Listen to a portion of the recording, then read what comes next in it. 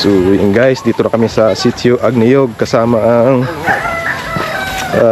grupo ni Sir Bongski guys. Ay, Akarong Content Creator Society for Charity. Yeah.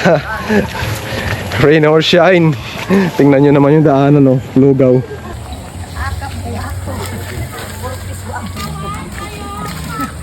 Poldamual. So, daya ma'am, halinda kay Josie Palkulan Makirang. Gapasalamat kita kali kami no, from India, kay Bridges Kumar from Uttar Pradesh, India. Gapasalamat kami sa Brickster Hollow Blocks para sa anang groceries nga gintao.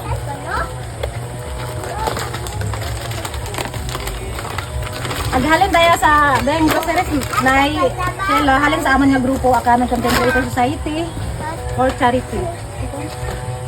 Public from Kurt Marie. Thank you, Insan. Pagkatapos may abot kay Ma'am Sheila ang tulong, ito'y madamdamin na nagsalita, pagbibigay pasalamat sa lahat ng tumulong at nagbigay sponsor sa kanyang anak, at bilang nanay siyempre umaasa itong mapagamot ang kanyang anak.